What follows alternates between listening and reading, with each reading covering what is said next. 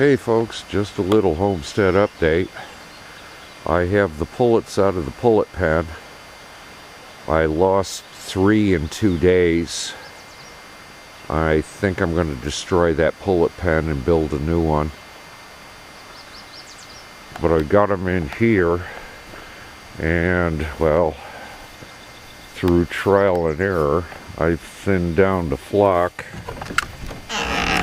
Look out. Look out, ladies. Yes. See, they're all cramming in a corner, mosh pitting. And that's how I lost 3 of them. Alright, guys, I'm pulling this out. I don't want you piling on one another.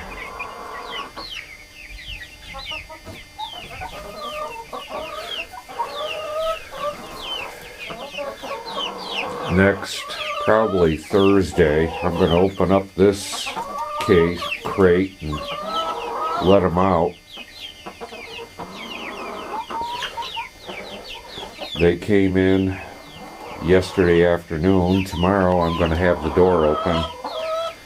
The ladies aren't too happy not being outside, but oh well, how it goes.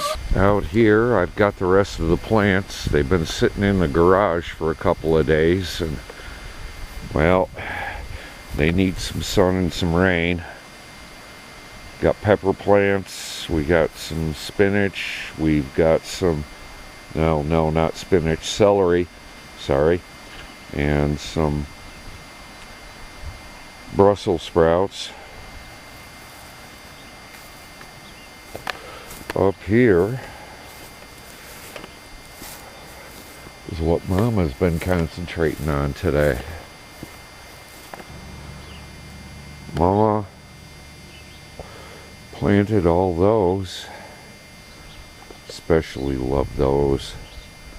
The black. I'm going to collect the seeds for next year.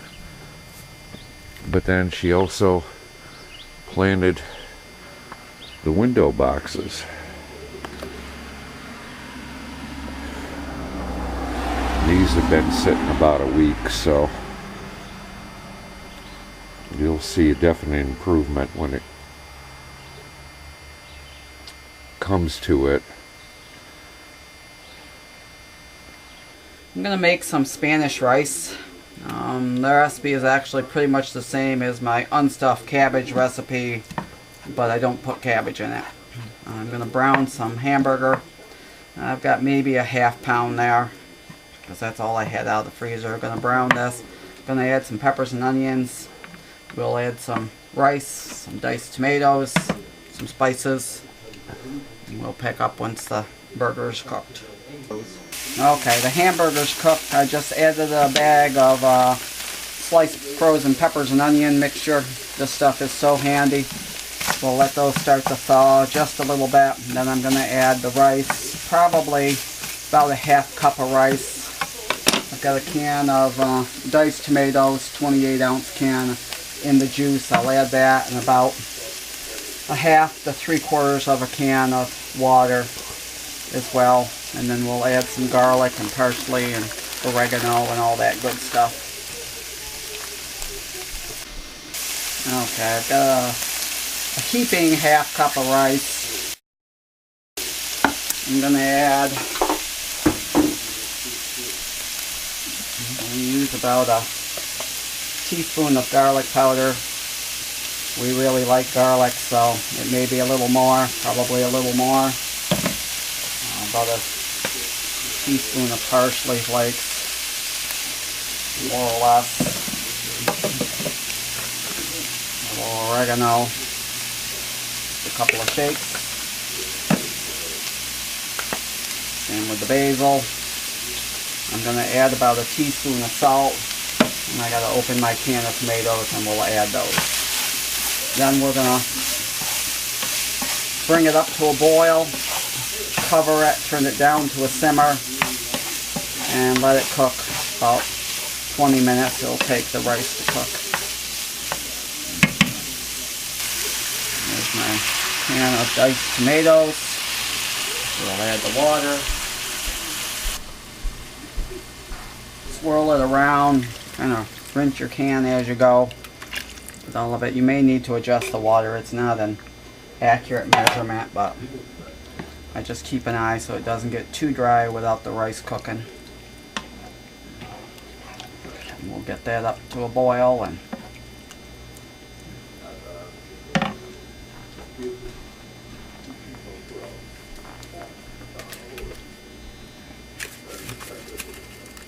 whoops, not quite that much.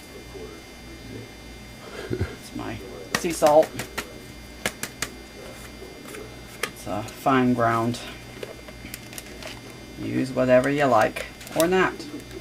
Other people don't use salt. We don't use much, but tomatoes, they cry for salt. That with the rice. Yep.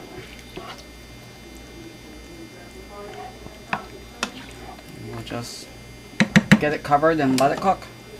Okay, it's come up to a boil. Just give it a good stir. I'll put the lid on and we'll set the timer for 20 minutes.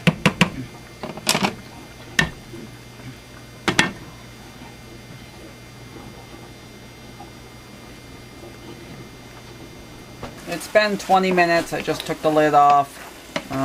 It's actually, the rice is done. I'm just going to leave the lid off and let it cook a minute to finish soaking up all the juices. Depends on how juicy you like yours. We like ours a little bit drier, so we'll just let a little bit cook off. But otherwise, it's done and ready to go. You can taste your seasonings and see if it needs anything else. But it's good to go. It's dinner. I'm going to make some no-bake cookies for dessert. I've got 2 cups of sugar, a half cup of cocoa, which I managed to slosh all over the stove, half a teaspoon of salt. I'm going to use a stick of butter, which is a half cup, and a half cup of milk. We'll mix that together and bring it to a boil. We're going to need about a half cup of peanut butter and 3 cups of oatmeal to add to it, and I'm going to add some chopped, I think, walnuts, if I can find where I did with them. But for now, we'll just stick with the sugar, the cocoa, the butter, and the milk and get that going. You just want to keep stirring as the butter melts and mix in. I've got it on high heat to start with. As this gets melted, I'll turn it down to medium high. But you want to get it up to a boil without burning it.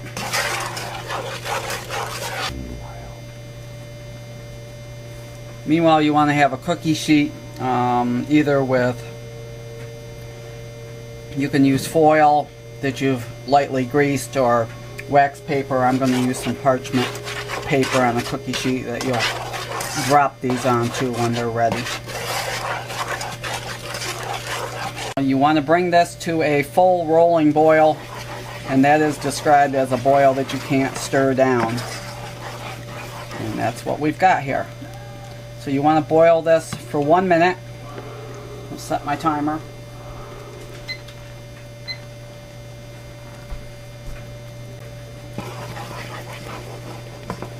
Turn it down just a hair here. I had it on high. Just turn it down to medium high. You want it to keep boiling. And you want to keep stirring so it doesn't stick. Don't want your cookies to burn on.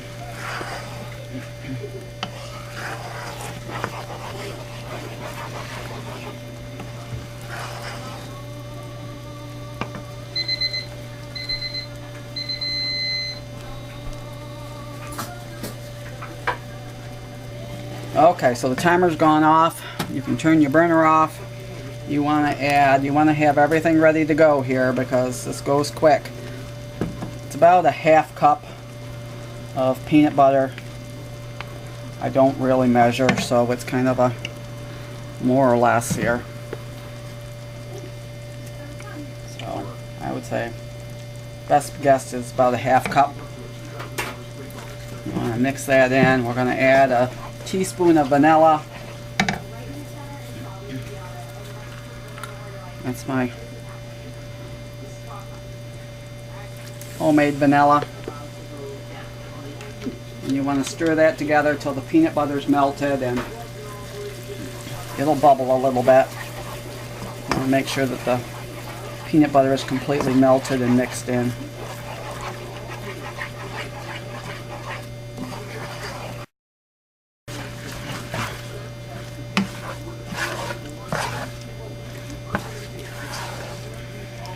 Looks good enough to eat from the spoon. Uh-huh. Just a warning, this is very hot. It's been boiling, so the easiest way is to take a spoon and kind of just drop them. You can make them any size you want. How many you get depends on how big you make them.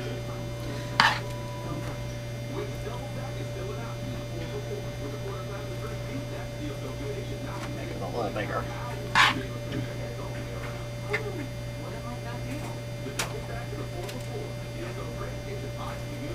They don't have to be perfect. They're homemade. They'll still taste good. Yep.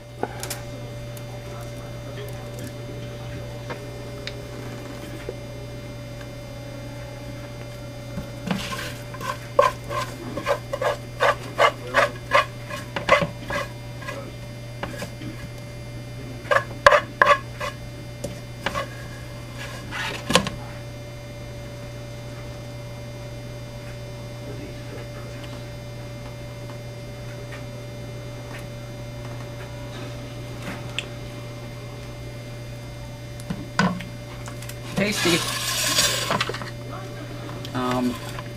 These will set up fairly quickly. Sometimes I stick them in the fridge for a little bit just to get them to cool off, but as I said, you can see they're not perfectly shaped. I've got droppings everywhere. They'll still taste good. Yep. But set them aside, let them cool.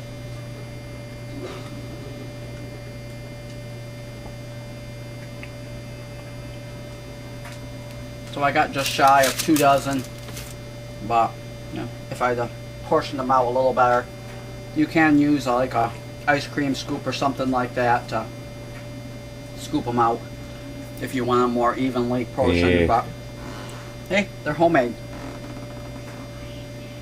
Later, all. They're more like candy than cookies, but they're very good. Don't go away with that. I'm not. Later.